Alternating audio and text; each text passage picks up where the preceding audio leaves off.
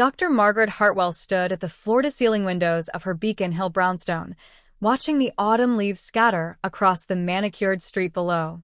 She was one of Boston's most celebrated orthopedic surgeons, known for her pioneering work in spinal reconstruction. Her hands had restored mobility to hundreds of patients, yet they trembled now as she watched her daughter through the glass. 15-year-old Emma sat in her wheelchair on the terrace, sketching in her journal with fierce concentration. The irony wasn't lost on Margaret, a surgeon who could heal strangers but couldn't help her own child.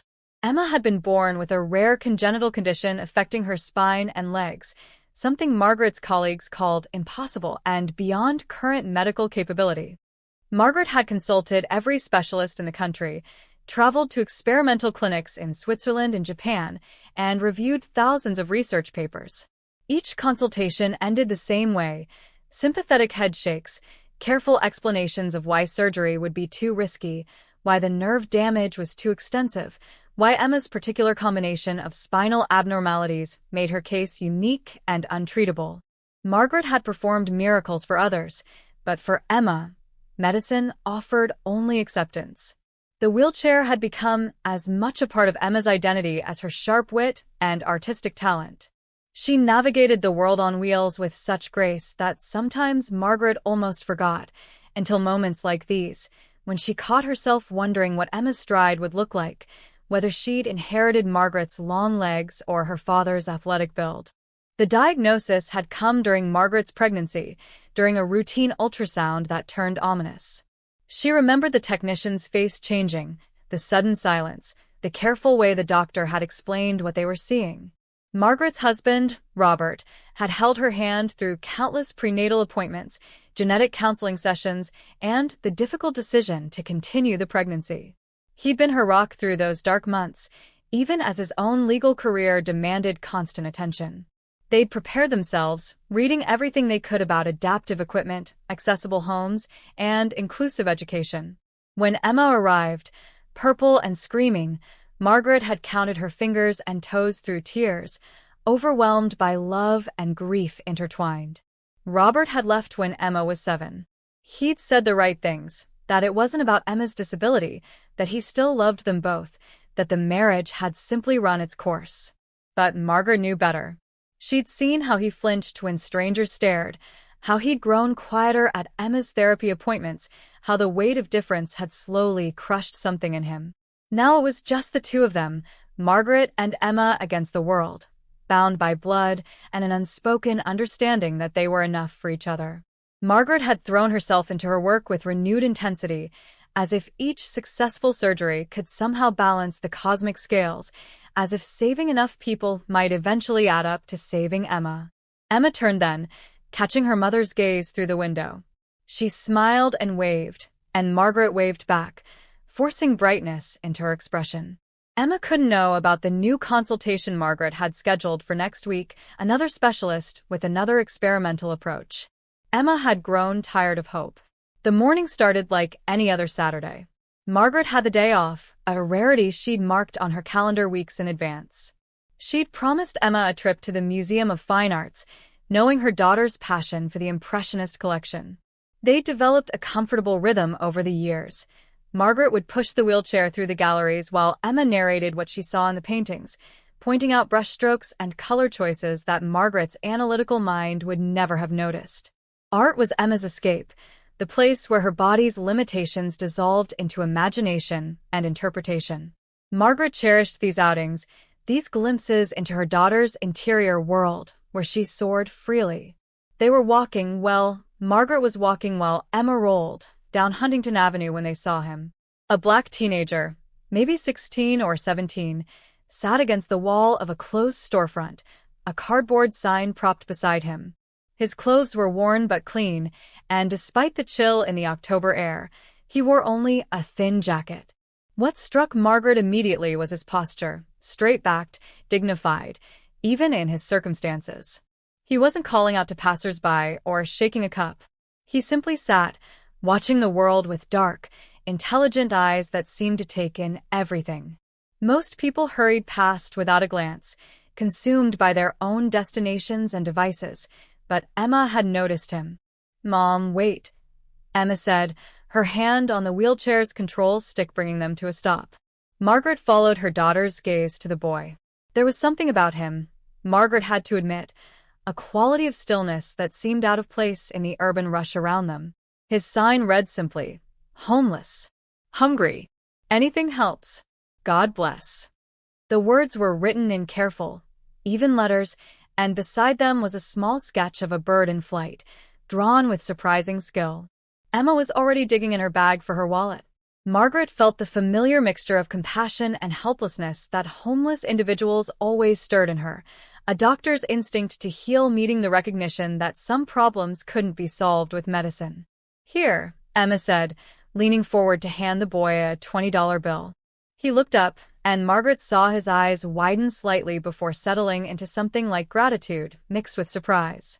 "Thank you," he said, his voice deeper than she'd expected, carrying an accent she couldn't quite place, Southern maybe, with hints of something else. "That's really kind of you." Emma smiled, and Margaret noticed the boy's attention shift to the wheelchair, though not in the intrusive way that usually made Emma uncomfortable. He seemed to simply register it as information, the way one might notice someone wearing glasses or carrying a bag. "Cool wheels," he said, and Emma laughed, genuinely laughed, in a way that made Margaret's protective instincts relax slightly. "Thanks," Emma replied. "I've had them customized 3 times. This version has the best suspension." The boy nodded appreciatively, and for a moment, they simply looked at each other, two young people finding unexpected common ground. Margaret glanced at her watch, aware they had timed tickets to the museum, but something made her pause.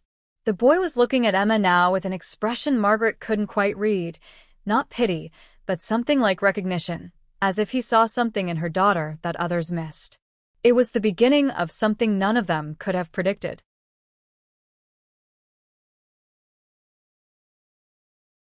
They might have walked away then, continuing to the museum as planned, if the boy hadn't spoken again. "You know," he said, addressing Emma directly while respectfully acknowledging Margaret with a glance, "I see a lot of people every day, sitting here. Most folks, they're moving so fast they're not really in their bodies, you know? But you're really present. That's rare." Emma tilted her head, intrigued. Margaret felt her doctor's instincts activate, automatically categorizing the comment. Was this some kind of manipulation? A street kid's hustle? But Emma was engaged now, her artist's curiosity piqued by someone who saw the world differently. "What do you mean?" Emma asked. The boy shifted, adjusting his position against the wall. "It's hard to explain. My grandmother, she was from Haiti, and she used to talk about energy, about how most people are disconnected from their bodies, living up in their heads. She said that's why people get sick, why they lose touch with their own power. She was a healer back home." He paused, seeming to consider whether to continue. "I know it probably sounds weird to you. You're probably on your way somewhere important." Margaret was about to agree, to politely extract them from the conversation, when Emma spoke up. "No, it doesn't sound weird. Tell me more." Margaret watched as the boy's face transformed, becoming animated in a way that suggested he rarely had the opportunity to share these thoughts. "My grandmother, she could do things doctors couldn't explain. I saw her help people walk who couldn't walk, help people see who were going blind. She'd put her hands on them, and she'd pray. But it wasn't just prayer. She said she was reminding their bodies what they were supposed to do, helping the energy flow right again." He looked directly at Emma now. "She taught me some things before she died. I've been practicing, trying to keep her gift alive." The rational part of Margaret's brain rejected everything he was saying. She'd spent decades in evidence-based medicine, in the rigorous world of peer-reviewed research and controlled trials. Faith healing, energy work, these were the desperate last resorts of people who didn't understand science, who preferred comforting myths to hard truths. And yet, something in the boy's earnestness gave her pause. He wasn't trying to sell them anything, wasn't asking for money beyond what Emma had already given him. He was simply sharing his truth, speaking about his grandmother with a love that transcended circumstances. "That's beautiful," Emma said softly. "I'm sorry about your grandmother." The boy nodded, accepting the condolence. "She lives on, through what she taught me." That's what she always said. Knowledge is the only thing they can't take from you, the only thing that survives. Margaret noticed the way he said the weight of unnamed experiences in that single word. She wondered about his story, how he'd ended up on this street corner, what had happened to his family. Medical training had taught her to take thorough histories, to understand that every symptom had a context, every condition a narrative. "We should go, honey," Margaret said gently, aware that this conversation, however interesting, was keeping them from their plans. But Emma turned to her mother with an expression that Margaret recognized. It was the same look she got when she discovered a new artist or found the perfect shade for a painting. "Mom, can we stay just a few more minutes? Please." And Margaret, who could deny her daughter nothing, found herself nodding. The boy stood up then, unfolding his lean frame with a fluidity that spoke of someone comfortable in his own body despite his circumstances. He was taller than Margaret had realized, maybe 6 feet, with the kind of natural grace that suggested athletic ability or dance training. "I'm Marcus," he said, extending his hand first to Emma, then to Margaret. His handshake was firm but not aggressive, respectful. Margaret noticed his hands, long-fingered, with calluses that suggested manual work or perhaps playing an instrument. A doctor's observations were automatic, unavoidable.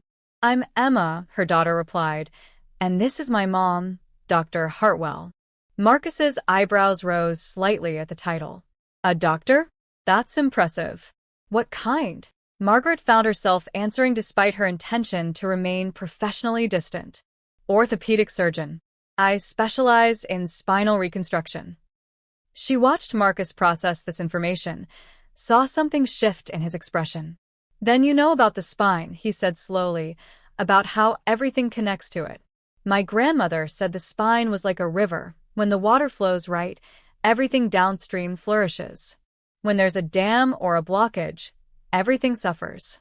It was an unsophisticated metaphor, but Margaret couldn't deny it had poetic accuracy. The spine was indeed central to everything: sensation, movement, organ function. Damage to the spinal cord could cascade into countless complications. "That's a reasonable analogy," she admitted, and Marcus smiled, seeming pleased by her acknowledgement. "Your daughter," he said, looking at Emma again with that same intense focus. "She has something wrong with her spine, doesn't she? That's why the wheelchair." Emma nodded, unfazed by the direct question. She'd long ago learned that acknowledging her disability openly was easier than dancing around it. "I was born with it. Multiple problems, actually. My mom's consulted everyone, tried everything. I'm what they call a complex case." She said it matter-of-factly, without self-pity, and Margaret felt the familiar surge of pride mixed with heartbreak. Emma had inherited her resilience, if nothing else. Marcus was quiet for a moment, seeming to consider something. Then he looked at Margaret. "May I?" he asked, gesturing toward Emma. "May you what?" Margaret's protective instincts flared. Marcus held up his hands, palms forward in a gesture of peace. "Just look at her, really look. My grandmother taught me to see with more than my eyes. I won't touch her without permission, I promise." Every rational fiber in Margaret's being said no. This was a homeless teenager, a stranger, someone making claims about mystical healing powers passed down from his grandmother. She should take Emma's hand and walk away immediately, continue to the museum, forget this encounter ever happened. But she found herself looking at Emma, leaving the decision to her daughter. Emma's eyes were bright with curiosity. "Okay," she said. "You can look." Marcus moved closer, squatting down so he was at eye level with Emma in her wheelchair. He didn't stare at her legs or her spine, as most medical professionals did. Instead, he looked at her face, studied her eyes, seemed to be listening to something Margaret couldn't hear. The street noise faded into background, traffic, voices, the distant wail of a siren. Margaret watched, her doctor's mind cataloging what she was seeing, while another part of her, the mother part, simply hoped that whatever this boy said wouldn't hurt her daughter. After what felt like an eternity, but was probably only 30 seconds, Marcus sat back on his heels. "You've never walked," he said to Emma. "It wasn't a question. Not a single step in your whole life." Emma shook her head. "Never. The doctors say I never will." Marcus looked up at Margaret, then back to Emma. The doctors are working with what they can see and measure. But there's more to a body than bones and nerves. There's will, there's spirit, there's the part of you that knows what it's supposed to be able to do. He stood up, and Margaret saw something in his face that looked like determination mixed with compassion. "Let me try," he said simply. "Let me see if I can help you walk." Margaret's immediate reaction was to refuse, to protect her daughter from false hope and likely disappointment. She'd seen too many miracle cures, too many alternative treatments that promised everything and delivered nothing. The world was full of people who preyed on the desperate, who offered hope at a price. But Marcus wasn't asking for money. He wasn't promising anything. He was simply asking for permission to try. Before Margaret could formulate her response, Emma spoke. "Why?" she asked Marcus. "Why would you want to help me? You don't even know me." Marcus considered the question seriously. "My grandmother used to say that we're all connected, that when you have a gift, you're supposed to use it to help others. She'd be disappointed in me if I saw someone I might be able to help and did nothing." He glanced around at the street corner where he'd been sitting. "I don't have much, no home, no money, no job. But I have what she taught me. If I don't use it, what's the point of having learned it at all?" His honesty was disarming. Margaret found herself studying him more carefully, looking past her assumptions about his circumstances. "How old are you, Marcus?" she asked. 17. "I'll be 18 in January." So young, Margaret thought, to be living on the streets. "What happened to your family?" The question was more blunt than she'd intended, but Marcus didn't seem offended. "My mom died when I was 14. Cancer. After that, I bounced around foster homes for a while, but it didn't work out. Been on my own for about a year now." He said it without self-pity, simply stating facts. "My grandmother had already passed by then. She died when I was 12, right after my mom got diagnosed. Sometimes I think she knew what was coming, wanted to teach me everything she could before she left." Emma was looking at Marcus with open compassion now, and Margaret recognized the shift in her daughter's expression. She'd found someone whose difference, whose outsider status, matched her own in some way. "I'm sorry," Emma said. "That's really hard." Marcus shrugged. "It is what it is. But you know what my grandmother used to say? She said suffering either makes you bitter or it makes you better. It's a choice. Every day, I choose better." It was such a simple philosophy, but Margaret couldn't help being moved by it. This boy had every reason to be angry at the world, and yet here he was, offering help to a stranger.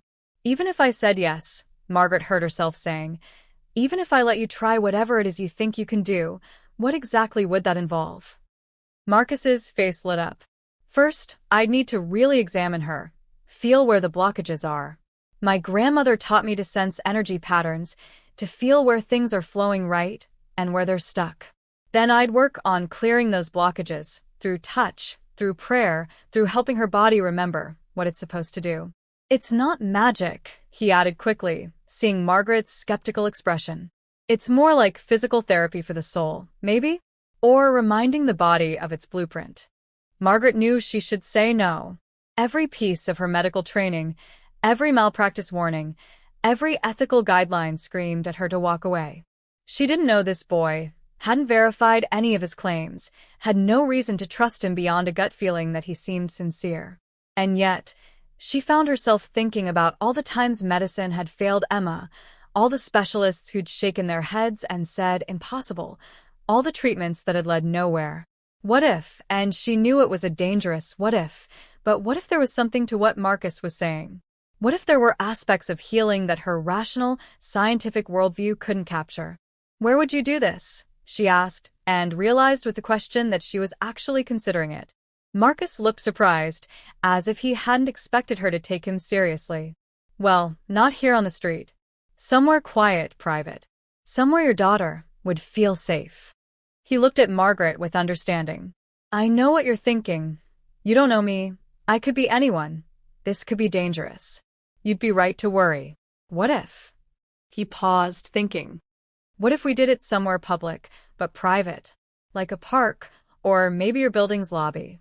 Somewhere you'd feel comfortable, where other people are around but we'd have space to work." Emma was watching the exchange between her mother and Marcus like a tennis match, her head swiveling back and forth. Finally, she spoke up. Mom, I want to try. What's the worst that could happen? It doesn't work, and I'm exactly where I've always been. But what if it does work? What if there's even a small chance? Margaret looked at her daughter, saw the hope flickering in her eyes, and felt her resistance crumbling. Margaret made a decision that defied all her professional training and personal caution. Our building has a garden courtyard, she said slowly. It's private. Only residents have access, but it's open air. There are benches, some quiet spaces. If we were going to do this, that would be the place. She looked at Marcus sternly. But I need to be clear. I'm a doctor. I'll be watching everything you do. If at any point I think you're causing Emma pain or distress, we stop immediately. Understood? Marcus nodded solemnly. Understood. I wouldn't want it any other way. The walk back to their building took 15 minutes. Marcus walked beside them, carrying his cardboard sign and a small backpack that apparently contained all his possessions. Margaret noticed how people on the street reacted to their unusual trio, a well-dressed woman, a teenager in a wheelchair, and a homeless boy walking together.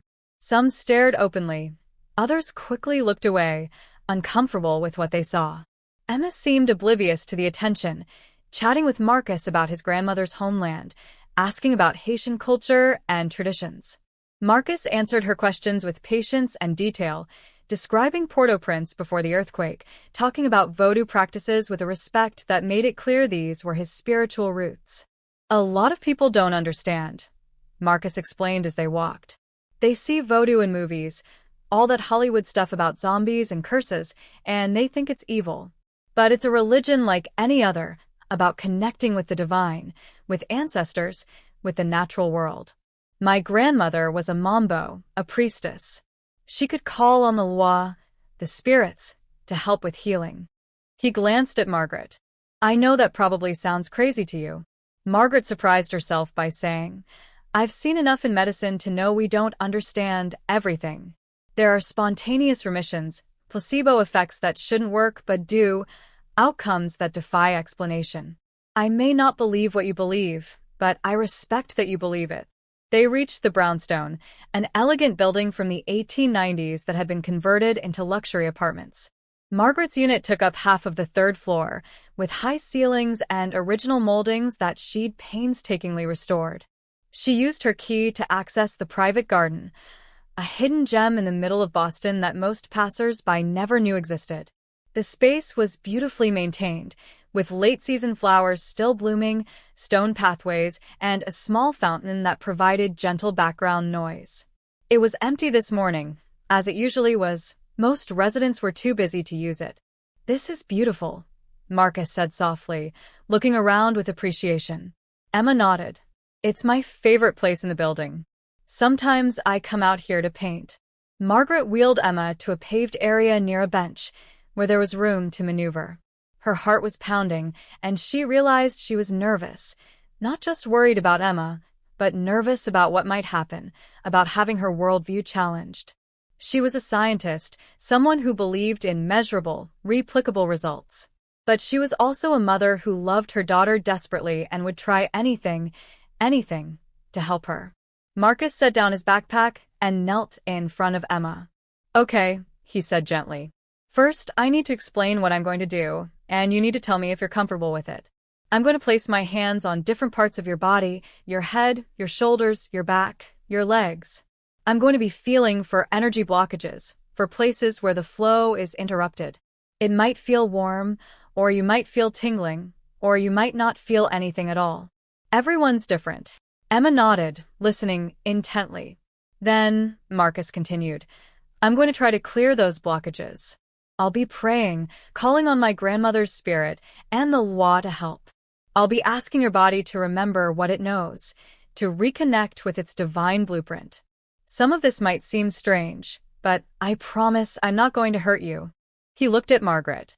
And your mom will be right here the whole time. If you want to stop at any point, just say so. This only works if you're willing, if you're open to it. Emma took a deep breath. I'm ready, she said. Let's try. Marcus closed his eyes for a moment, seeming to center himself. Margaret watched, her medical mind alert to every detail. When Marcus opened his eyes again, there was a focus to his gaze that hadn't been there before, as if he'd shifted into a different state of consciousness. He began to hum, a low, melodic sound that seemed to come from deep in his chest. The tune was unfamiliar to Margaret, perhaps something from his grandmother's tradition. His hands moved to hover just above Emma's head, not quite touching, and Margaret could see them trembling slightly. "I can feel it," Marcus murmured, almost to himself. "The blockage is strong, old. It's been there since before you were born." He moved his hands slowly down, tracing the air around Emma's spine without making contact. Emma sat perfectly still, her eyes closed now, her breathing deep and even. Margaret found herself holding her own breath, watching for any sign of distress. Marcus's hand stopped at the base of Emma's neck, at the junction where spine met skull. "Here," he said. "This is where the river got dammed. May I touch you here?" Emma nodded, and Marcus placed his palms gently on her neck. His hands were large enough to span from her ears to her shoulders, and Margaret noticed how careful he was, how his touch seemed both confident and reverent. He was silent for a moment, then began to speak in what Margaret assumed was Haitian Creole, words flowing in a rhythm that sounded like prayer or incantation. The autumn sun slanted through the garden's trees, dappling them all with light and shadow. A bird sang somewhere nearby, oblivious to the intensity of what was happening below. Marcus's voice rose and fell, sometimes barely a whisper, sometimes strong and commanding. He was calling on names Margaret didn't recognize: Dambala, Ida Wedo, Legba. His grandmother's spirits, she assumed, the Lwa he'd mentioned. As he prayed, his hands began to move, making small circular motions, then longer strokes down Emma's spine. Emma's face had changed, relaxed in a way Margaret rarely saw. There was a peace about her daughter that seemed almost transcendent, as if she'd gone somewhere far away from the garden, from Boston, from the wheelchair that had defined her life. "I can see it," Marcus said suddenly, his eyes still closed. "Your blueprint, the way you're supposed to be. Your spine straight and strong, your legs powerful, your feet firm on the ground. The you that exists in the spiritual realm, the perfect you that was designed before any of this went wrong." He moved his hands to Emma's mid-back, pressing more firmly now. "We're going to call that version of you forward, invite her to step into this body. We're going to remind every cell, every nerve, every bone of what it knows how to do." Margaret watched, fascinated despite herself. She'd seen faith healers before on television, in documentaries about alternative medicine. They'd always struck her as charlatans, performers putting on a show. But this was different. There was no audience, no cameras, no collection plate. Marcus seemed genuinely focused on Emma, genuinely connected to something Margaret couldn't see or measure. His face was intense with concentration, sweat beading on his forehead despite the cool air. Whatever he was doing, he believed in it completely, and that belief was its own kind of power. Time seemed to slow down or speed up. Margaret couldn't tell which. It might have been 10 minutes or an hour that Marcus worked on Emma, his hands moving systematically from her neck to her lower back, from her hips to her knees to her ankles. At each point, he would pause, eyes closed, seeming to listen to something only he could hear. Then he would pray, his voice rising and falling, his hands working in patterns that looked almost like massage but felt like something else, something older and more primal. Finally, Marcus moved to Emma's feet. He cupped each one gently in his hands, his thumbs pressing into her arches. "These feet," he said, "they've never touched the ground, never felt grass or sand or stone. But they remember what feet are for. They remember walking, running, dancing. That knowledge is in them, sleeping, waiting to wake up." He looked up at Emma, who had opened her eyes now and was watching him with an expression of wonder. "I want you to imagine," Marcus said softly. "Imagine standing. Imagine what it would feel like. Don't think about whether you can or can't. Just imagine the sensation." Emma closed her eyes again, and Margaret could see her daughter's face transform with concentration. For 15 years, Emma had lived entirely from the waist up, her legs present but disconnected, appendages that might as well have belonged to someone else. Margaret had watched her daughter adapt brilliantly to this reality, finding ways to navigate a world built for walking bodies. But now, Emma was reaching into imagination, into the impossible space of what if. Marcus held her feet, his hands radiating warmth, and continued to pray in that mixture of English and Creole that had become a kind of soundtrack to this strange morning. "Feel the ground beneath you," Marcus murmured. "Feel the earth calling to your feet, wanting to hold you. Feel gravity, that ancient force that keeps us all connected to the planet. Feel your skeleton aligning, stacking bone on bone the way it was designed to. Feel your muscles sleeping for so long, beginning to wake up, beginning to remember their purpose." His voice was hypnotic, and even Margaret felt herself being drawn into the visualization. She imagined Emma standing, imagined those long legs that had never borne weight straightening, strengthening, coming alive. Marcus opened his eyes and looked at Emma. "I want you to try something," he said. "I want you to try to feel your legs. Not think about them, but actually feel them from the inside. Can you do that?" Emma's brow furrowed with effort. Margaret knew from countless neurological exams that Emma had limited sensation in her lower extremities, some pressure awareness, some vague sense of temperature, but nothing clear or specific. I think so," Emma said slowly. "It's like they're very far away, but I can almost." She trailed off, concentrating. "Good," Marcus said. "Stay with that feeling. Now, I'm going to try something. Dr. Hartwell," he looked at Margaret, "I'm going to need your help. I'm going to ask Emma to try to stand, and I'll need you to support her on one side while I support her on the other. Can you do that?" Margaret's heart lurched. This was it, the moment where fantasy would meet reality, where Marcus's beliefs would collide with Emma's medical facts. She wanted to say no, wanted to protect Emma from the inevitable disappointment. But Emma was already nodding, already reaching for her mother's hand. Margaret moved to Emma's right side while Marcus positioned himself on the left. They each put an arm around Emma's waist, taking her weight. "On 3, Marcus said. "We're going to lift you to standing, and I want you to try, just try, to feel your feet on the ground, to put some weight on your legs. You're not doing this alone. We've got you. Ready?" Emma nodded, her face pale but determined. 1, 2, 3. Together, they lifted Emma out of the wheelchair. Her legs dangled at first, limp and unresponsive as they'd always been, and Margaret felt the familiar weight of reality crushing her momentary hope. But then something extraordinary happened. As Emma's feet touched the paving stones of the garden, as Marcus held her steady and continued his low, insistent prayer, Emma's legs seemed to respond. It was subtle at first, a slight stiffening, a change in how they hung. Margaret felt it through her supporting arm, muscles engaging that had never engaged before. Emma gasped, her eyes flying open. "I feel them," she whispered. "I can feel my feet on the ground. I can feel my legs. They're mine. They're actually mine." Marcus's face broke into a smile. "Yes. That's it. Stay with that feeling. Your body remembers. We're just helping it wake up." He adjusted his grip on Emma, taking less of her weight, forcing Emma's legs to bear more. Margaret watched, physician and mother warring within her, as Emma's knees began to straighten slightly, as her feet flattened against the stone instead of dragging. It wasn't walking, not yet, but it was something Margaret had never seen before, something she'd been told was neurologically impossible. "The nerves are reconnecting," Marcus said, his voice filled with awe. "I can feel it happening. It's like watching lights turn on in a dark house room by room." He looked at Margaret. "Your daughter is stronger than anyone knows.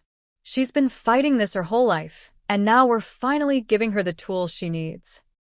Emma was trembling now, whether from effort or emotion or both. Margaret couldn't tell. Tears streamed down Emma's face. "It's really happening," she said. "I thought it was impossible, but it's really happening." What happened next would be seared into Margaret's memory forever, replaying in her mind's eye in the weeks and months that followed. Emma, supported by Marcus on one side and her mother on the other, shifted her weight more deliberately onto her own legs.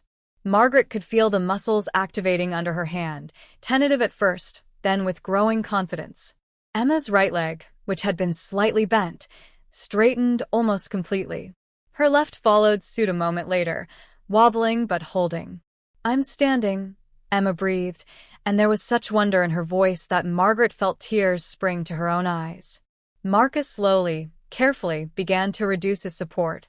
"I'm going to let go a little bit," he warned. "Your mom still got you, and I'm right here. Just try to hold yourself up." Emma nodded, her jaw set with determination Margaret recognized from every challenge her daughter had ever faced.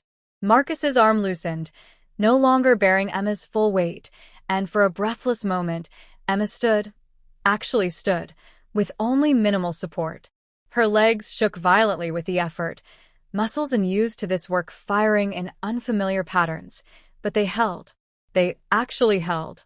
"Oh my God," Margaret whispered, her medical mind unable to process what her eyes were seeing. This shouldn't be possible. Emma's condition wasn't something you could pray away or visualize into healing. The nerve damage was structural, permanent, documented in countless MRIs and CT scans. And yet here was her daughter, vertical in a way she'd never been, supported by legs that had never borne weight. "Emma, baby, how do you feel?" Margaret managed to ask. Emma laughed, a sound of pure joy mixed with disbelief. "Like I'm made of lightning," she said. "Like everything is buzzing and alive. It hurts a little, but it's a good hurt. Like my body is remembering something it forgot." Marcus was praying again, his voice steady and rhythmic, and Margaret realized he was providing more than physical support. He was offering a kind of spiritual scaffolding, holding space for this impossible thing to unfold. "Now," he said gently, "we're going to try one step. Just one. Dr. Hartwell, you're going to need to support her more on this. Emma's going to try to move her right foot forward. Ready?" Margaret tightened her grip, taking more of Emma's weight. She could feel her daughter's heart pounding against her arm, could sense the enormous effort Emma was expending. Emma stared down at her right foot, as if willing it to obey. For a long moment, nothing happened. Then slowly, agonizingly slowly, the foot lifted slightly off the ground. It wasn't much, maybe an inch, and it immediately started to swing in an uncontrolled arc. But Marcus was there, guiding it with his hand, helping Emma's brain and body remember the pattern of walking. The foot came down about 6 inches forward, landing with a small thud that seemed to echo in the quiet garden. Emma had taken a step. Her first step. Ever. "Again," Marcus urged. "Left foot now. You've got this." Emma was crying openly now, but she was also smiling, her face alight with something transcendent. The left foot lifted, wobbled, moved forward with help from Marcus's guiding hand. Another step, then the right foot again, this time with "Continue." Slightly more control, slightly more confidence. Margaret found herself moving backward, supporting Emma's weight, but allowing her daughter to practice this ancient, fundamental human movement. 3 steps. 4. 5. They weren't graceful. Emma lurched and swayed, depending heavily on both Marcus and Margaret for balance and support. But they were steps. The fountain burbled in the background, birds continued their autumn songs, and somewhere above them, a window opened as another resident started their day, completely unaware that a miracle was unfolding in the garden below. Emma's legs were shaking so badly now that Margaret could feel the vibrations through her own body. "That's enough," Margaret said, her doctor's instinct overriding everything else. "Emma, you need to rest. You've done something incredible, but we can't push too hard too fast." Marcus nodded agreement. "Your mom's right. This is just the beginning. Your body needs time to adjust, to build strength gradually." They lowered Emma back into her wheelchair, and as soon as she was seated, Emma burst into sobs, great, heaving cries that shook her whole frame. Margaret dropped to her knees beside the wheelchair, gathering her daughter into her arms while Emma clung to her. "I walked, Mom," Emma gasped between sobs. "I actually walked. Did you see? Did you see me do it?" Margaret was crying too now, all her professional composure dissolved. I saw, baby. I saw every step. You are amazing. You are amazing. Over Emma's shoulder, Margaret saw Marcus standing back, giving them this moment, his face wet with tears of his own. When the storm of emotion finally subsided, Emma pulled back and looked at Marcus. How? She asked simply. How did you do that? Marcus shook his head. I didn't do it. You did. I just helped you remember what you already knew, what was already in you. Your body has always wanted to walk. It was just waiting for permission, for the right combination of belief and support. He smiled gently. My grandmother used to say that healing isn't about adding something new.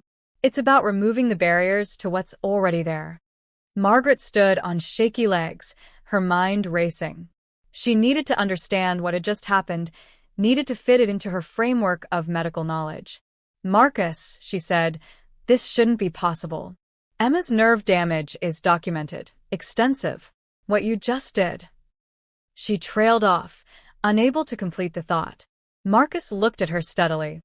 With respect, Dr. Hartwell, maybe your instruments can't measure everything. Maybe there are kinds of healing that happen on levels science hasn't figured out how to quantify yet. I don't understand it either. I just know it works. The three of them sat in the garden for a long time after that, processing what had happened.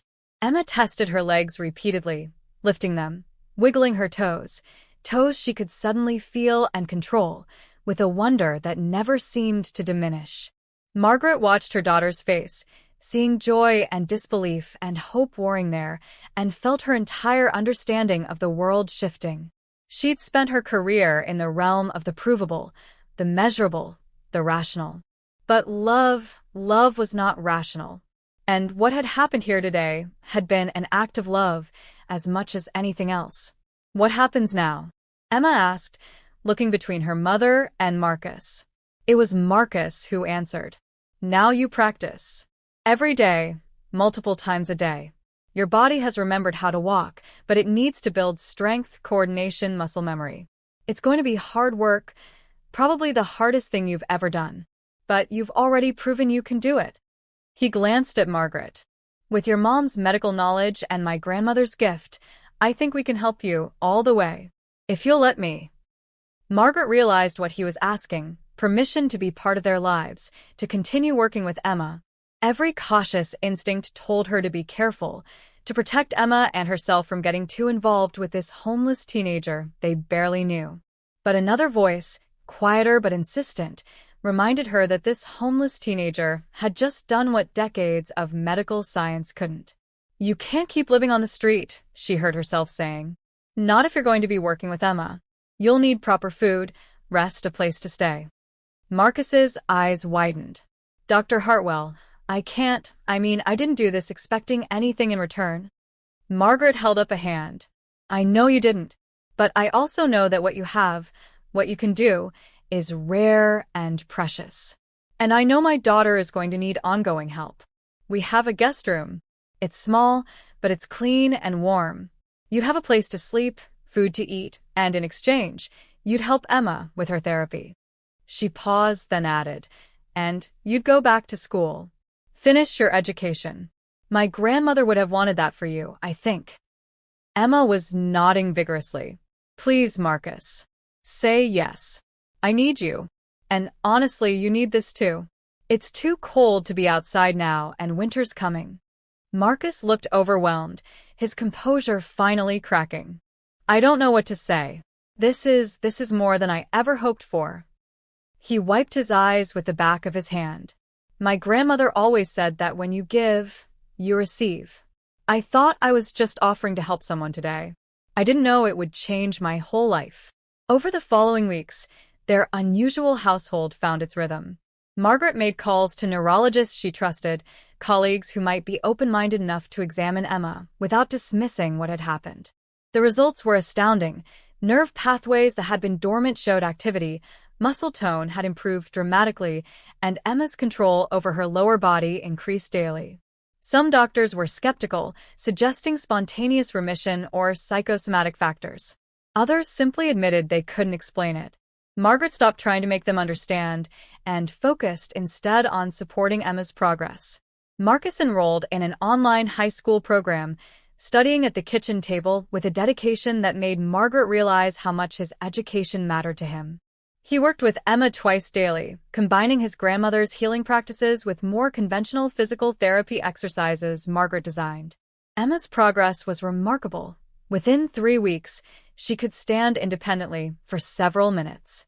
Within 6 weeks, she could walk the length of the apartment with only a cane for balance. By the time winter truly set in, blanketing Boston in snow, Emma was walking on her own. The transformation went beyond physical. Emma had always been vibrant, but now there was a confidence in her that came from having conquered the impossible. She started a blog about her journey, carefully respecting Marcus's privacy, but sharing her own experience of healing. The story went viral. People around the world wrote to her, some skeptical, others inspired, all of them moved by the idea that healing could come from unexpected sources. Margaret found herself reevaluating not just Emma's case, but her entire approach to medicine. How many times had she told patients something was impossible? How many potential healings had she dismissed because they didn't fit her paradigm? Marcus bloomed too. Fed regularly, safe, and encouraged, he grew from a wary, guarded boy into a thoughtful young man. He talked about wanting to study medicine, not to replace his grandmother's gifts, but to combine them with scientific knowledge. "Imagine," he said one evening over dinner, "if we could bring these two worlds together. If hospitals had people who could see what I see, feel what I feel, alongside all the technology and expertise. How many more people could we help?" Margaret found herself believing it was possible, this bridge between ancient wisdom and modern science. On a cold December morning, Emma walked into Margaret's room and announced, "I want to dance." Margaret looked up from the medical journal she'd been reading. "Dance?" Emma nodded, her eyes bright. "I've spent 15 years watching people move, studying how bodies work through art. Now I want to feel it myself. I want to take a dance class." Margaret felt tears prick her eyes, happy tears this time. "Then we'll find you a dance class," she said. "The best one in Boston." That afternoon, Margaret stood in the doorway of the dance studio, watching Emma's first ballet class. Her daughter was by far the oldest beginner, surrounded by much younger children, but Emma didn't care. She stood at the bar, following the teacher's instructions, her movements awkward and unpracticed, but filled with joy. Marcus stood beside Margaret, and she felt him slip his hand into hers. Not romantic, but familial, the gesture of a son to a mother. "Your grandmother would be proud of you," Margaret said softly. Marcus squeezed her hand. "I think they're both proud," he replied. "Yours and mine. Watching from wherever they are, happy that we found each other." As Emma attempted her first ply, wobbling but determined, Margaret reflected on how much had changed since that October morning when they'd walked past a homeless boy on a street corner. She'd learned that healing came in forms she'd never imagined, that family could be chosen as well as born, and that sometimes the people who seemed to have the least to give offered the greatest gifts. Emma rose from her ply, arms extended in an imperfect but beautiful arabesque, and Margaret felt her heart swell with a gratitude so profound it bordered on prayer. The surgeon's daughter was walking. More than that, she was dancing, living, thriving. And it had all begun with a homeless boy who dared to say 3 simple words, "Let me try." In those words lay a truth Margaret had spent her career overlooking, that sometimes the impossible was simply the possible waiting for someone brave enough to believe. As Christmas lights began to appear in windows across the city, as the year drew toward its close, Margaret felt she was witnessing not an ending but a beginning. The beginning of Emma's new life, of Marcus's transformation, and of her own awakening to the mysteries that existed beyond the boundaries of her medical texts. She pulled out her phone and took a photo of Emma at the bar, capturing this moment of pure possibility. Later, she'd print it and put it on her office wall, where she'd see it every day before surgery. A reminder that healing came in many forms, through many hands, and that a doctor's greatest skill might not be knowledge but humility, the willingness to say, "I don't understand this, but I can see that it's real." And somewhere, in whatever realm spirits inhabit, Two grandmothers, one a surgeon from Boston, one a Haitian Mambo, smiled at the family they'd helped create, bound not by blood but by the strongest force of all, love expressed through the courage to heal.